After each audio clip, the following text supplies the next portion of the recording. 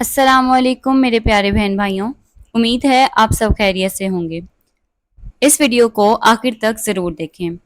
حضرت محمد صلی اللہ علیہ وآلہ وسلم کی پسندیدہ غذائیں اور ان کے فوائد۔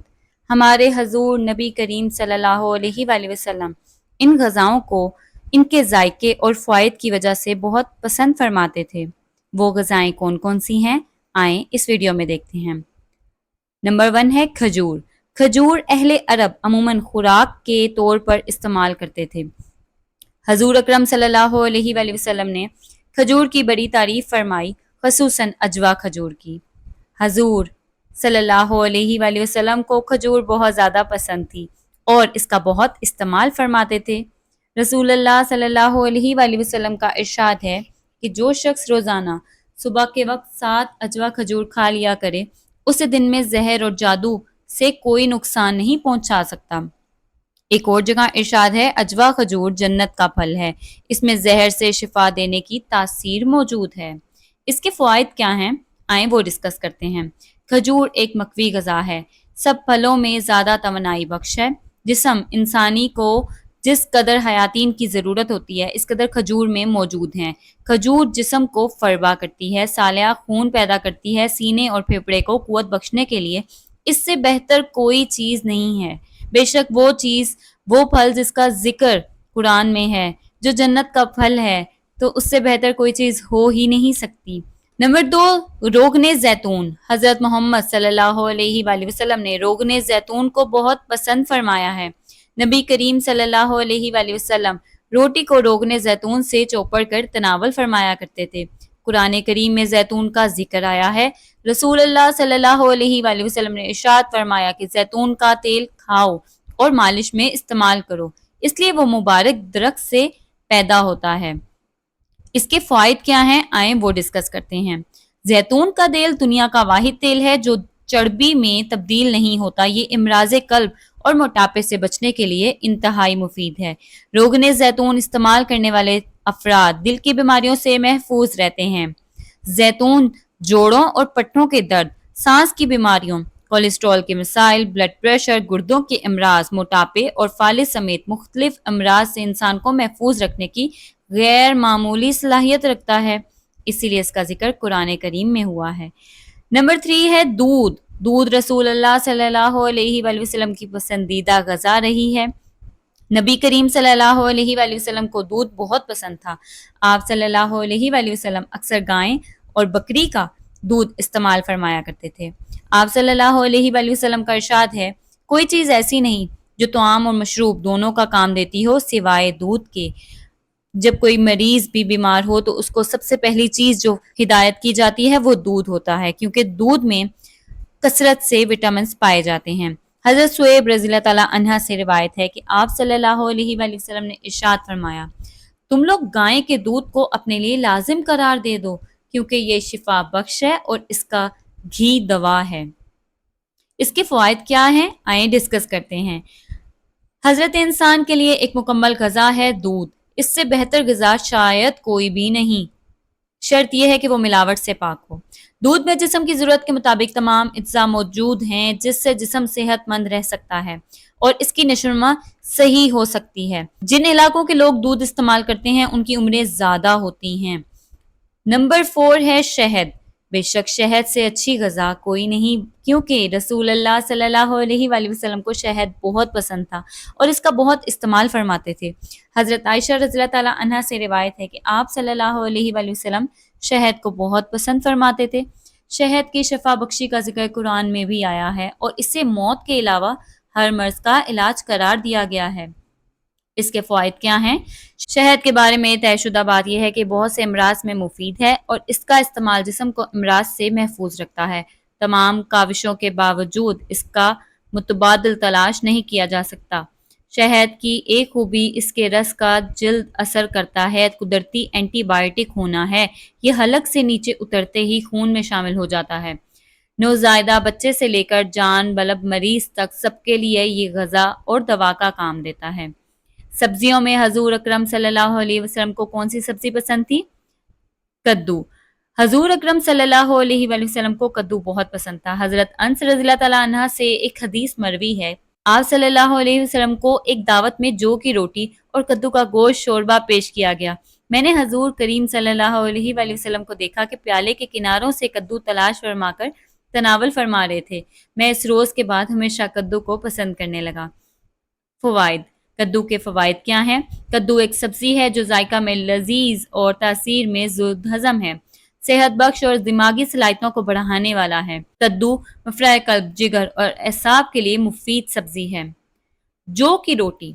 نبی کریم صلی اللہ علیہ وآلہ وسلم کی مرغوب غذائیں میں جو بھی شامل ہے۔ حضرت محمد صلی اللہ علیہ وآلہ وسلم جو کی روٹی کو بہت پسند فرماتے تھے۔ حضور کریم صلی اللہ علیہ وآلہ وسلم نے اپنی ساری زندگی میں کبھی بھی میدہ کی روٹی تناول نہیں فرمائی۔ ابو داؤد میں حدیث ہے کہ آپ صلی اللہ علیہ وآلہ وسلم نے جو کی روٹی کا ٹکڑا لیا اور اس پر کھجور رکھی اور فرمایا کہ اس کا سالن ہے اور تناول فرما لیا۔ فوائد۔ قدرت نے جو میں جسمانی قوت کا بیش بہا خزانہ چھپا رکھا ہے۔ قدیم زمانے سے جو کا استعمال بطور علاج اور قوت بخش غذا میں ہوتا چلا آ رہا ہے۔ جو میں جسم کو توانائی بخشنے والے اجزاء کی خاصی مقدار پائی جاتی ہے۔ اس میں 80% نتاشا لمحیات فاسفورس کی بڑی مقدار موجود ہے، جو بلڈ پریشر کو فائدہ پہنچاتا ہے، حدت کو کم کرتا ہے، پیاس بجھاتا ہے، جوڑوں کے درد کو فائدہ پہنچاتا ہے۔ چونکہ زہریلے مادوں کو اخراج کرتا ہے، اس لیے مہاسے، چہرے کے دانوں اور اس سلسلے میں دوسری جلدی بیماریوں کو بھی دور کرتا ہے۔ یہ ہماری جسمانی صحت کے لیے ٹانک کا درجہ رکھتے ہیں۔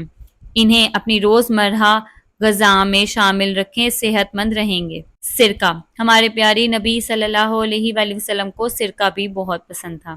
آپ نے نہ صرف سرکے کو تناول فرمایا بلکہ اس کی تعریف بھی فرمائی۔ حدیث میں آتا ہے کہ رسول اکرم صلی اللہ علیہ وآلہ وسلم نے ارشاد فرمایا کہ سرکہ بھی بہترین سالن ہے، یہ کسی بہترین سالن سے کم نہیں۔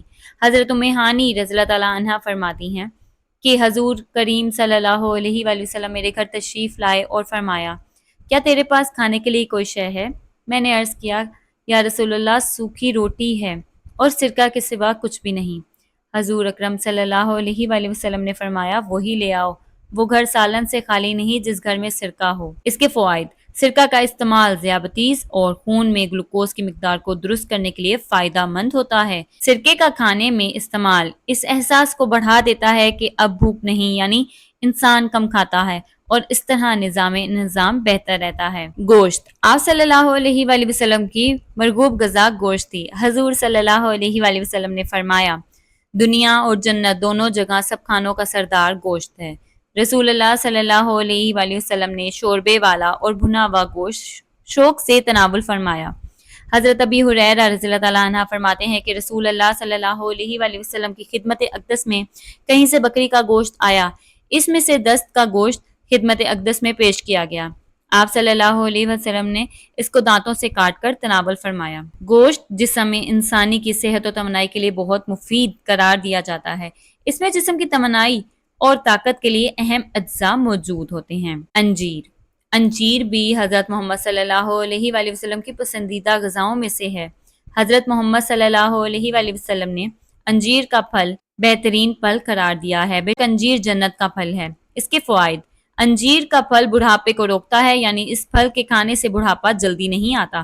یہ کمزور اور دبلے پتلے لوگوں کے لیے نعمت بیش بہا ہے۔ ماہرین طب کا کہنا ہے کہ روزانہ انجیر کھانے سے موٹاپے پر قابو پایا جا سکتا ہے۔ انجیر کے اندر پروٹین، معدنی اجزاء، شکر، کیلشیم، فاسفورس پائے جاتے ہیں۔ دونوں انجیر یعنی خشک اور تر میں وٹامن اے اور سی کافی مقدار میں موجود ہوتی ہے۔ وٹامن بی اور ڈی قلیل مقدار میں پائی جاتی ہے۔ ان اجزاء کے پیش نظر انجیر ایک مفید غذائی دوائی کی حیثیت رکھتا ہے۔ اس کا استعمال ہڈیوں کو مضبوط بناتا ہے۔ اس میں فولاد، کیلشیم اور فاسفورس جیسے اجزاء شامل ہیں۔ ماہرین کا کہنا ہے کہ انجیر انسانی جسم کو درکار فولاد کی 2% ضرورت کو پورا کرتا ہے۔ انگور۔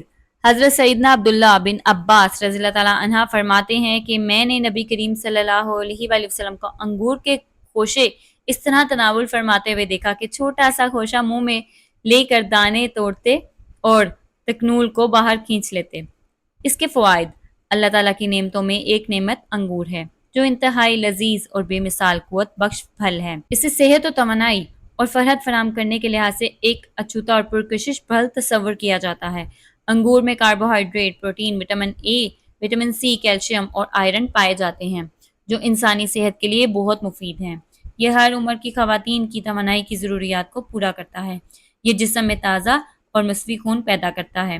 اس کے اندر بے پناہ غذائیت پائی جاتی ہے۔ اس کا رس نہ صرف معدے کی رطوبت کو مزید ہضم بناتا ہے بلکہ نظام انہضام کے بعد خون میں شامل ہو کر خون کو صحت مند بھی بناتا ہے۔ انگور کا رس آدھے سر کے درد اور معدے کی بیماریوں، تپ، دق یا قبض، کھانسی، جسم کی کمزوری، خون کی کمی اور دیگر امراض کے لیے بہت مفید ہیں۔ ناظرین، اگر آپ کو میری یہ ویڈیو پسند آئی ہو تو ان کھانوں کو اپنی خوراک میں ضرور شامل کریں اور ہمارے چینل کو ضرور سبسکرائب کریں۔ جزاک اللہ۔